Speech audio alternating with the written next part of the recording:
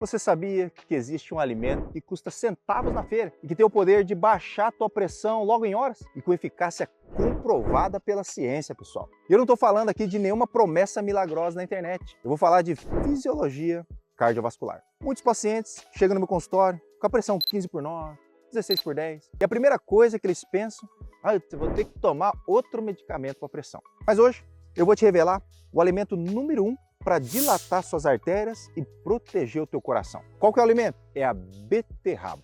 Mas presta muita atenção, porque não é de qualquer jeito ali que você vai consumir a beterraba. Se você fizer do jeito errado, você vai jogar fora todo o benefício. Nesse vídeo, eu vou te ensinar o jeito científico de usar a beterraba e para usar também outros alimentos para manter tua pressão ali 12/8. Se você quer evitar um infarto ou AVC, esse vídeo vai ser o mais importante do dia. Vamos lá?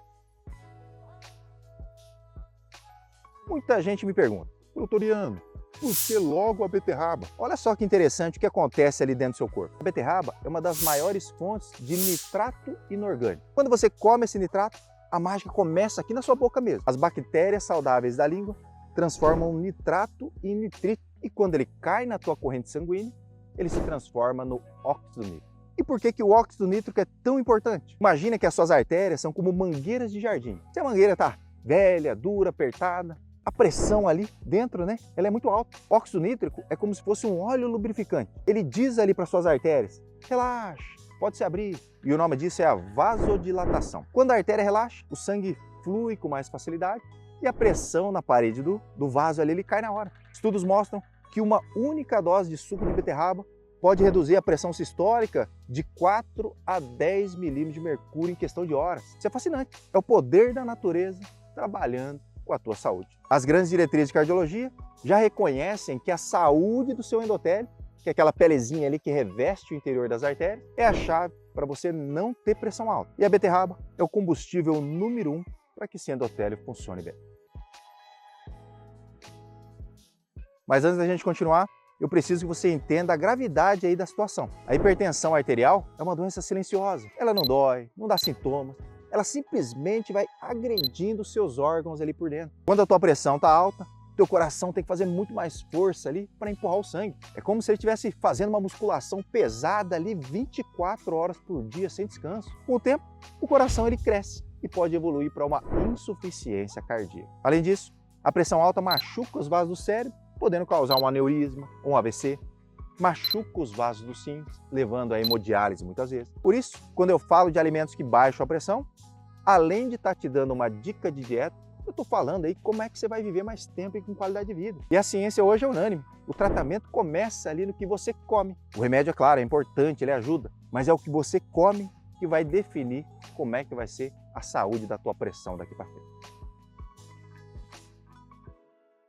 Lógico, né, pessoal? É fundamental que você entenda aí que apesar da beterraba ser sim potente, o controle da hipertensão é multifatorial. Não existe ali uma bala de prata para manter tua pressão em níveis seguros, como o famoso 12/8. Agora é o início de pré-hipertensão, mas 12/8 ainda é uma pressão muito boa. O teu organismo ele depende de um equilíbrio aí entre dois outros minerais, que é o potássio e o magnésio. Vamos falar primeiro do potássio. Porque na prática a gente vê que o paciente hipertenso geralmente come ali muito sódio e come pouco potássio. E o potássio tem uma função básica.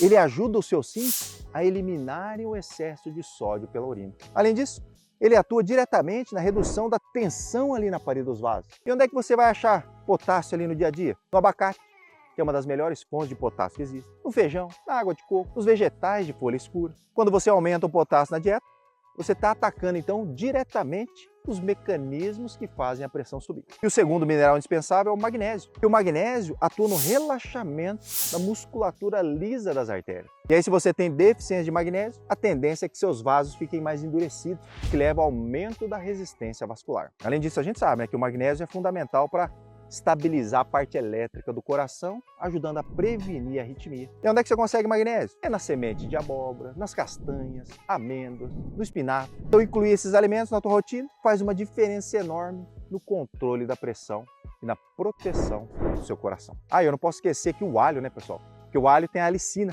Estudos são claros que a alicina ajuda na produção ali do óxido nítrico também e ajudando então a reduzir a pressão. Tem várias meta-análises, vários estudos mostrando essa questão do alho ajudando no controle da pressão. Então olha quanta coisa a gente falou de alimentação e essa correlação da alimentação com o controle da hipertensão. Super importante.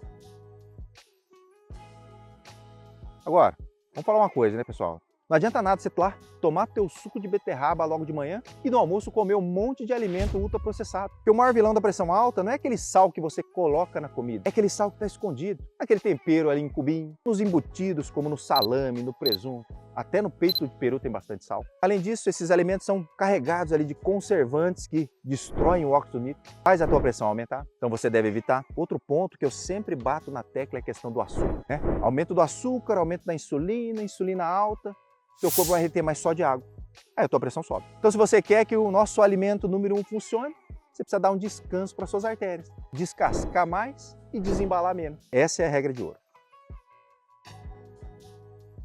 Agora vamos falar como é que você vai usar a beterraba de maneira correta para que ela funcione ali como um alimento para controlar a tua pressão. A primeira coisa que você precisa saber é que o ideal é consumir a beterraba crua. Eu sei que muita gente prefere cozinhar, mas o calor excessivo do fogo vai degradar boa parte dos nitratos, que é justamente o que a gente quer para baixar a pressão. Então o ideal é você pegar ali a beterraba e fazer um suco ou ralar ela bem fininha ali na salada. Uma receita que eu particularmente gosto muito de fazer, eu pego ali uma beterraba pequena, coloco um copo de água, coloco um pouquinho de limão ali, um suco de meio limão e coloco um pedacinho de gengibre. Bato tudo no liquidificador. Pessoal, testa aí depois, fica uma delícia e a tua pressão já começa a baixar em hora. O limãozinho ali tem a vitamina C, né? Que ajuda a estabilizar um pouco mais ali o óxido nítrico. E um detalhe importante, é importante, lógico, que você faça o cuidado, a higiene bucal, mas um pouco depois de você tomar o suco, não vai me passar lá o Listerine da vida. Lembra que eu falei que a gente precisa de bactérias boas ali para poder trabalhar para baixar a pressão? Você usa lá o Listerine logo depois de tomar o suco, você perde, você mata as bactérias que vão fazer essa função. E quanto é que você vai beber desse suco aí por dia? Você tomar ali 250 ml desse suco aí, já vai ser o suficiente para começar a controlar a tua pressão. Aí você associa ele com uma caminhada de 30 minutos ali por dia. Quero ver se a tua pressão não vai baixar. Pessoal, e para encerrar, vou deixar um recado agora, é sério. Alimentação é sim a tua medicina, mas ela não substitui o acompanhamento médico. Se você já toma remédio para pressão hoje, não para a medicação por conta própria. O que vai acontecer é o seguinte, você vai começar a melhorar a tua dieta, vai começar a se exercitar, a tua pressão vai começar a cair e aí você vai voltar no teu cardiologista. Quando você for lá, ele vai ver que a tua pressão ele melhorou e vai reajustar a tua medicação. E se a pressão estiver baixa demais, ele pode até pensar em tirar. Mas não faz nada por conta própria. Não pare nenhum medicamento prescrito aí pelo seu cardiologista, tá? Então vocês viram, né, que o controle da hipertensão vai muito além do medicamento que você toma. É toda uma atitude, uma mudança do estilo de vida que você tem que fazer para, de fato, conseguir controlar a tua pressão. E é claro, se essa informação foi útil e te ajudou a entender melhor como proteger o teu coração, não esquece de dar o like. Isso é importante para o YouTube, né, para que o YouTube entenda que você gostou e leve esse conteúdo aí para mais pessoas que precisam aprender mais sobre hipertensão arterial. Vocês sabem que eu luto, né, contra essa questão do controle da pressão e a gente sabe que a pressão alta é a doença que mais mata no mundo. E às vezes é essa beterraba aí que falta para que a pessoa dê o start ali para começar a cuidar da pressão. E lembre-se sempre, o teu coração é o seu maior patrimônio. Cuide bem dele. Eu vou ficando por aqui, um grande abraço e até a próxima.